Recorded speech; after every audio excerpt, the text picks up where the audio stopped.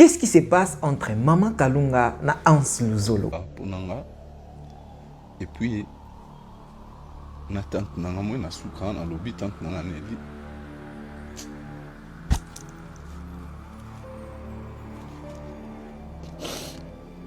Beaucoup tanaki. Beaucoup tanaki, oui. Beaucoup tanaki. Pourquoi Maman Kalunga a kimi na potote?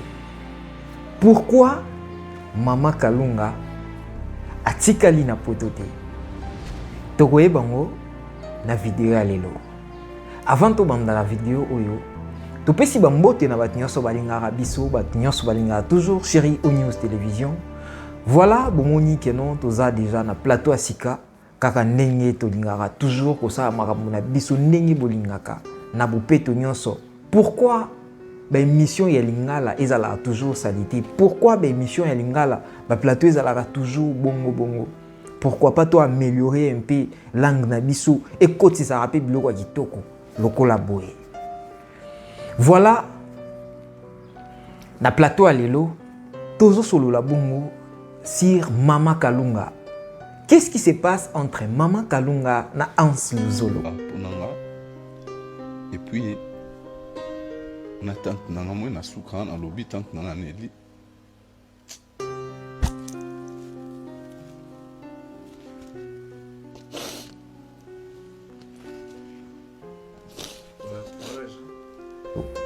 Pourquoi Maman Kalunga a boyi ba exquise ya Hans Luzolo Oazali Bongope, l'un des comédiens ou humoristes congolais? Pour yo faut ba to ba finga na ba baina. Tabo biolia moi bien na kanti biloko IGF bosalaki na venga dio sunga. Yo pour répliquer. Par contre, il y a une polémique qui a un avantage. Tu as répliqué. Nga répliqué. Bon, ça que ça. Nga répondre à la question. Ou encore on peut dire confrère ya Maman Kalunga ndenge batu misusu balobaka. Dans cette vidéo, j'aimerais que toye bango avec vous après cette tranche de publicité. Kalunga c'est vraiment ma sœur aussi. Tous la connaît très bien. Alors comme on a Kalunga c'est l'enfant à Elombe, Hans c'est mon enfant. Ngana Elombe de ato la raboy. Tous la très bien. Parce que comme on a bana na biso net moi querelle et que ça la biso est sengoté. Alors on a profité de l'occasion comme tous en spectacle na osenga na mwana nanga à retirer maloba nyonso ya lobi o elobami o yabimisi na la besoin na no ya Kalunga te qu'il retire tout ce qu'il a dit et qu'il to kotisa kimia et puis que voilà quoi. Donc Hans, je te demande en tant que ton père, retire tout ce que tu as dit sur Kalunga et kimia ekota o s'excuser devant moi et que journaliste nyonso bando yambayo banda ko yebisi en amont. Ne me demande pas sur ma sœur, c'est ma sœur. Voilà. Voilà, merci. Merci beaucoup. Nabati nyonso balingaka toujours biso. Ba onyo so balandaka biso balinga toujours ko soutenir biso. Bo hésiter te bochi la biso ba j'aime dans les partout na Congo, na France, na Belgique, na États-Unis, na Canada, na Allemagne, na Portugal, na Tunisie, Maroc, Turquie, Brazza, Gabon, Angola, partout na ba onyo so balinga toujours biso. Bozala na toujours pour nous la biso ba j'aime et surtout bo hésiter te ko la biso ba commentaire. Et là sans plus tarder tozo débarquer directement na endroit na bisio toyeba pourquoi et qu'est-ce qui se passe entre Maman Kalunga na Hans Luzolo. Avant qu'est-ce qui est au banda émission à l'élo, j'aimerais d'abord tout savoir. J'aimerais d'abord que nous puissions savoir pourquoi est-ce que Maman Kalunga a kimi na pototi. Avec ses propos, Tokoe Bango, ensemble avec vous. Et alors, prenez place. Pourquoi Maman Kalunga a kimi na pototi? Et puis, c'est quoi la raison qui a fait que Maman Kalunga a kimi na pototi? Ezaki tourisme. Mais na kati ya tourisme ko kendeka to baluki ozongi. Na bane ko kota na ba mairie. Pour solliciter le jumelage na compte ya GSMK école. Vous avez GSMK, GMK. Non, Groupe scolaire Maman Kalunga. Vous êtes donc la promotrice. Ouais, la promotrice. Promotrice, vous êtes autant amina promoteur, Maman Kalunga promotrice et école, un artiste et comédienne. Ouais, nous avons besoin au coup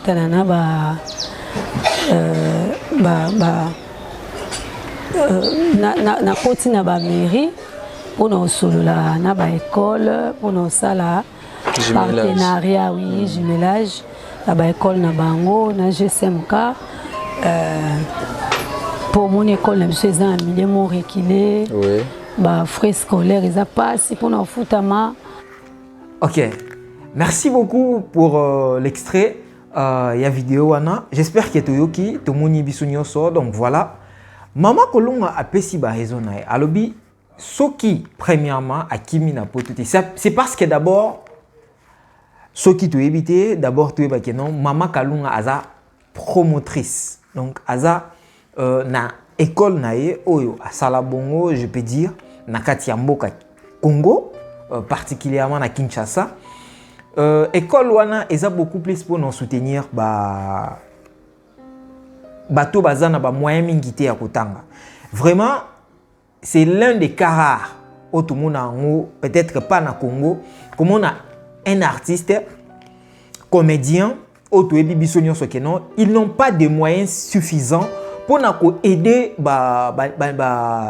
ndeko na biso misusu ba misusu pe bazana ba moyens suffisants de tolobaka mais quand une personne prend quand même cette initiative wana azui yango non pas pour amisepeli ça mais azui yango pour aider les gens avec le PO ya salaka na musala théâtre na ba business na ye azui 100 francs 200 500 francs 600 francs bomoni mutu moko aye achangwa contribuer peut-être pour na évolution il y a ba vie à Congolais. Vous savez, c'est quelque chose, même si cette personne azamabe, il faut toi acclamer quand même un vrai oyo. Puisque boyebi to encourageras beaucoup plus ba œuvre ba Libanda. Cristiano Ronaldo soit saliboy. David Beckham soit saliboy.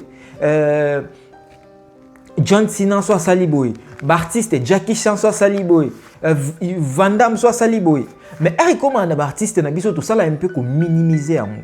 Moi déjà à passant, je dirais Maman Kalunga ba œuvre na yo oyo vraiment c'est encourageant puisque nous les créateurs de contenu et puis les chroniqueurs, les youtubeurs, les journalistes, beaucoup plus nous partons beaucoup plus dans des polémiques et des polémiques qui n'amènent pas vraiment déjà à comprendre muto azanani, asala kanini, asala nini.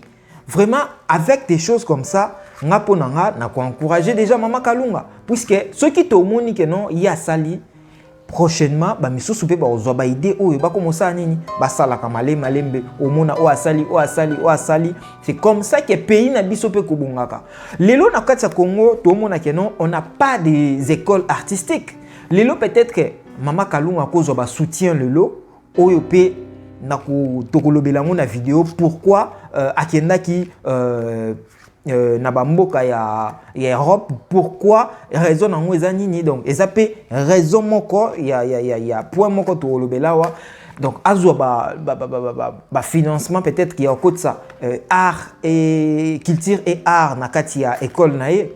Vous savez aujourd'hui na Congo c'est un peu difficile pour que un artiste a exploité vraiment œuvre na bien parce que artiste belé toza mon na Congo baza ba autodidacte.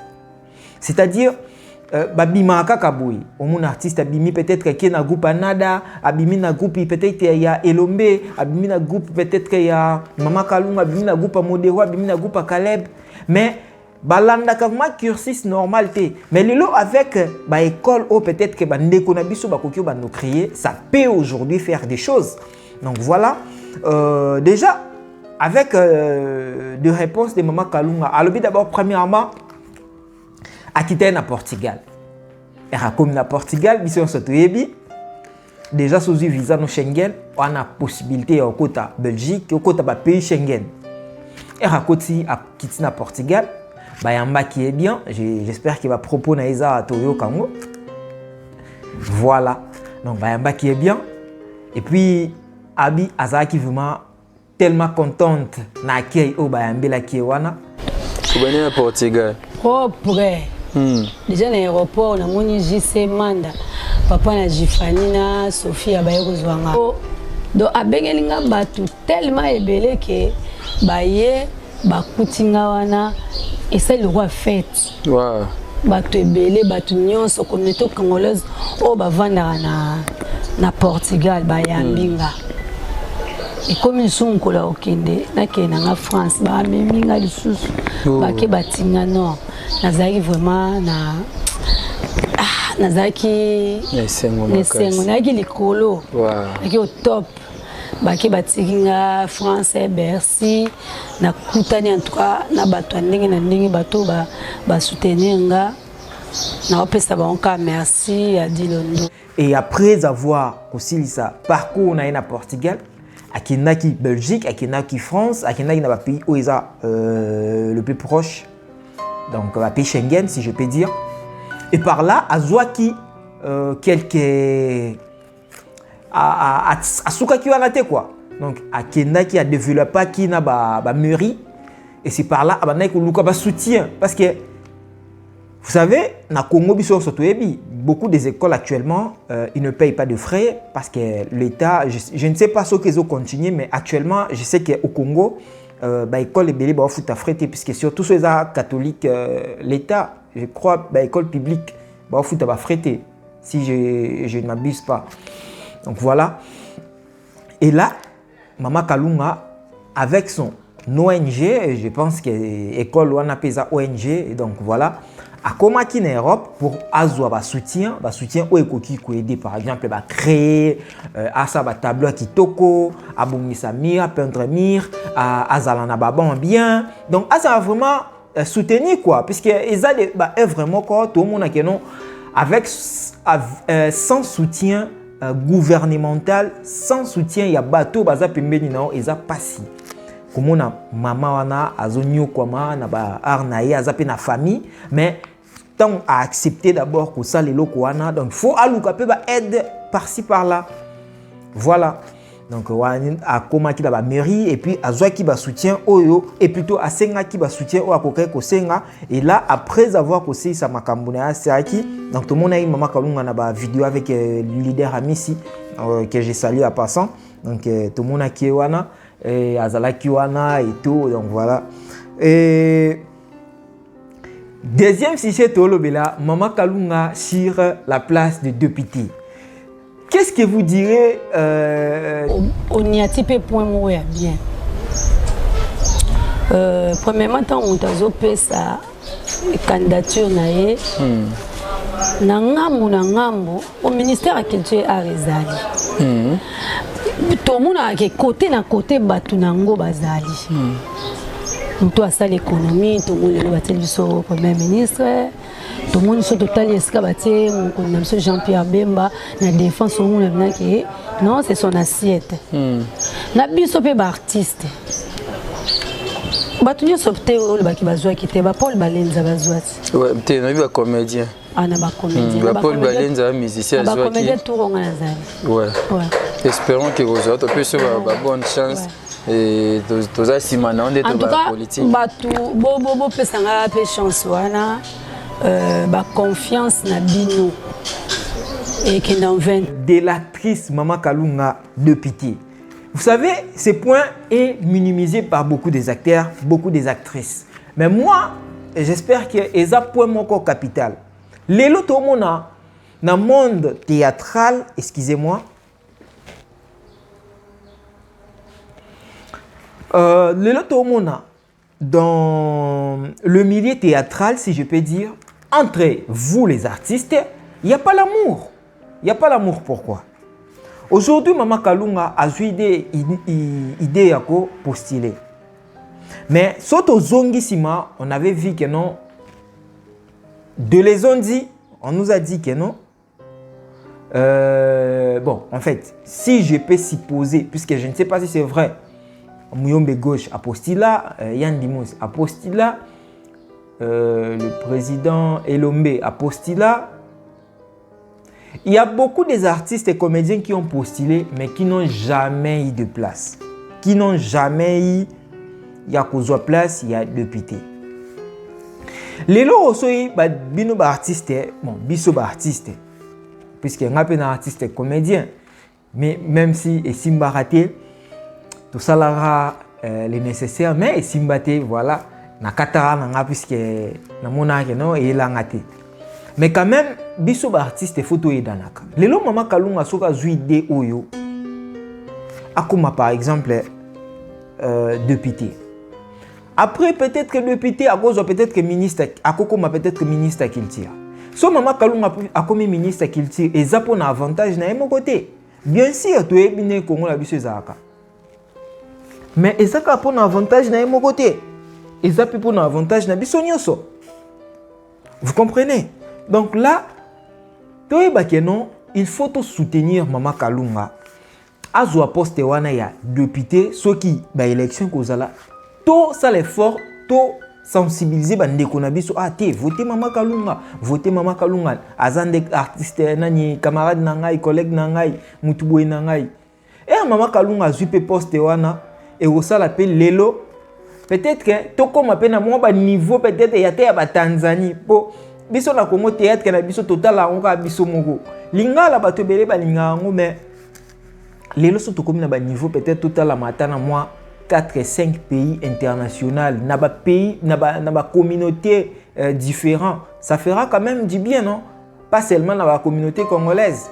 Vous comprenez un peu? Lelo Mama Kalunga soit à poste, on a peut-être un député.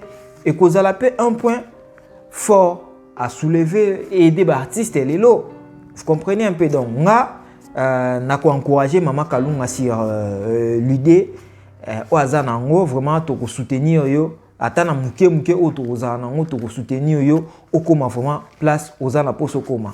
Donc voilà waniza qui troisième point mon sur Mama Kalunga, quatrième point eza entre Mama Kalunga et puis Anslus. Vraiment. Et ça le nengeni. Déjà papa lobby so papa na lobby za chouette. Déjà papa benga ngai ya mami benga nga bandeko beba benga nga je retire non des président Kalala balobi. Na retiré ba mon nyonso o lem sous ba fanatique même sœur nanga joli Kalunga ba sepela na ngote vraiment je suis désolé pour tout et sika ba sepela ki te ba limbisanga et puis naza kuna ba billet na tamboli nango billet ya Kalunga ouais naza na billet na tamboli nango soka ko sepela so ba otindele ba image on va faire un programme. Je sais que je te demande. Dis un mot à ta sœur jolie. Na oyebi yo ndebo la na sœur no jolie. Toi, beau travail mingi. C'est quand je te dis mingi, c'est qu'on a aucun mois pour matina. C'est sa sœur. Président ba président zo ko sauter on a singa pe na junior ba journaliste ba sunga biso. Donc eloko mo so retourni mutu déjà boyi koloba. Ozo continuer toza pe to tamona na milimo mabe po bi na mboko ndenge zangati. Ovana na plateau molimo moya côté la bamba bunda et koti et le petit et koti on a pétage. Mais azaya nanga moi si. Donc je suis encore une fois parce que dans la intervention mo boye pe batuni na retour na alinga qui vraiment rekota na ba polémique te batindelinga alors moi aussi à partir d'aujourd'hui na retirer toute parole ezaki malamu te même na ba fanatique même batuni so basepela na ngote. Il y a joli et si kazali na mbal na vraiment so bazaki encore une fois blessé. Un homme bien. Namona ke lobi na super temps na matanga mais malheureusement tout ça na embouteillage vraiment Je te salue aussi là où plus jamais bah on retrouver biso sous na baita on a plus ces points j'espère que ceux qui te bételi en haut trop et vous allez point moko un peu long mais pour moi j'aimerais qu'il y n'a diminué en haut puisque c'est pas vraiment j'ai pas suivi là où vraiment Mama Kalunga a pu refuser les excuses de l'artiste Hans Luzolo. Pourtant, j'ai attendu que non, Mama Kalunga binazaki na Léo Scrum, voilà, Bamamboleka Kiwana et tout. Bon, voilà, Bogoyo comme la vidéo. C'est Léo, on a vu qu'il y a beaucoup d'anaki. Beaucoup d'anaki, oui. Beaucoup d'anaki. C'est là qu'il y a un problème, c'est là qu'il utilise qui. Bah, utiliser, imaginez que je moi, je vais pas un Oh! Ouais. azoyeba te ntango nga nazoyebisa azoyeba te abi vraiment en tout cas ezoka nde ampleur atoninga solikama ezoka mpe ampleur donc il était pour rien nde ce qu'on a comprenaki lisusu par rapport à baréponse naye naye ocomprendre lisusu a maman ndenge ezalaki. C'est le scrum, tu peux essayer de te placer à ça. Et puis c'est sans polémique, tout ça, émission pour que tu aies gagné, je sais, mais ça n'a pas arabi. Biso, tu comme une émission polémique. Yamba mutubo ya finga kanabio. Qu'est-ce qu'on va donner à nos enfants?